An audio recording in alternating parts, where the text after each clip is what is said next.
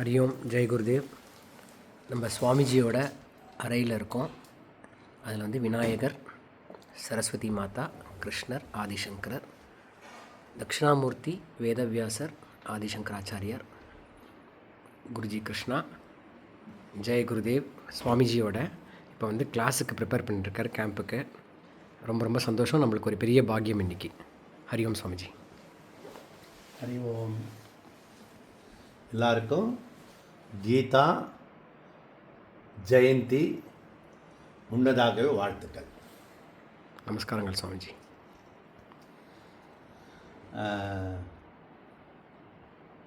இந்த நம்மளுடைய இரண்டாவது ஷிபிர் வந்து கீதா ஜெயந்தி ஷிபிர். முதல் ஷிபிர் வந்து நமக்கு விஜயதசமி ஷிபிர் முடித்தோம். இந்த கீதா ஜெயந்தியில் இப்போ எடுக்க போகக்கூடிய கீதா நம்ம ஆரம்பிக்கக்கூடியது வந்து ரொம்ப விஸ்தாரமாக போகக்கூடிய ஒரு விஷயம். எப்படி நம்ம வந்து பிரம்மசூத்திரம் 555 முடித்தோமோ அதே போல் ஒரு பெரிய டிபேட்டோட சங்கருடைய பாஷ்யத்தை எடுத்துக்கிட்டு நம்ம அந்த அடிப்படையில் நம்ம போக போகிறோம். ஒரு சந்தோஷமான விஷயம் என்னென்னா, நான் யாருன்றது ஒரு பெரிய கேள்வியாக இருக்கிறது. இந்த நான் யாருன்னு தெரிஞ்சால் தான் இந்த 4வது அத்தியாயம் 18வது ஸ்லோகம் வந்து புரியும் போல் இருக்கிறது. அப்போ தான் ரெலவெண்ட்டாக இருக்கும். அதற்காக நான் வந்து ஒரு 4-5 கிளாஸ் வந்து முன்னுரையாக பண்ணியிருக்கேன். காரணம் என்னென்னா, இந்த 4-18 மொத்தம் 700 ஸ்லோகத்தினுடைய சூத்திர வாக்கியமாக இருக்குது. அந்த 4-18 தான் உபனிஷத்தினுடைய விஷயமாக இருக்குது. ஸ்மிருதி என்ன அப்படின்னா, அகம் அகங்காரம், வெரி க்ளோஸ் சப்ஜெக்ட். அகம் அகங்கார விவேகம். நம்ம வந்து அகங்காரத்தையே அகம்னு சொல்கிறோம். அதனால் ஏராளமான பிரச்சனைகள் தீர மாட்டுறது. இந்த அகங்காரத்தை நம்ம நீக்க முடியுமா? பகவான்கிட்ட சரணாகதி பண்ண முடியுமா? அல்லது அந்த பகவான் தான் எல்லாமாக இருக்கிற பகவான்கிட்ட அகங்காரமும் பகவான்து. அப்போ பகவான்தே எடுத்து பகவான்கிட்ட எப்படி கொடுக்க முடியும்? அப்போ இந்த அகங்காரத்தை நீக்கவே முடியாதா? எப்படி தான் நீக்க முடியும்? அப்போ ஆத்மாவை அறிந்து கொள்வது எது? அப்போ ஆத்மா எது, அனாத்மா எதுன்னு தெரியணும். இது வந்து அகங்காரன்றது தேர்ட் என்டிட்டி. அது ஆத்மாவிலையும் வராது, அனாத்மாவிலையும் வராது. ஆத்மாவில் கொஞ்சம், அனாத்மாவில் கொஞ்சம் எடுத்துக்கிட்டு ஒரு நரசிம்ம அவதாரம் தான் இந்த அகங்காரம்.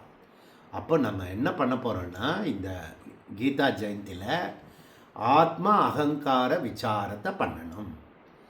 அந்த ஆத்மா அகங்கார விசாரத்தை பண்ண அகங்காரத்தினுடைய ஸ்டேட்டஸ் போயிடும். அப்புறம் அகம் என்ற சாட்சி சைத்தன்யம் நமக்குள்ளே புரிய வரும். இதை பற்றின விஷயத்தை தெளிவாக விரிவாக பொறுமையாக நாம் இந்த இன்ட்ரோடக்ஷன் கிளாஸை நாம் படிக்க போகிறோம்.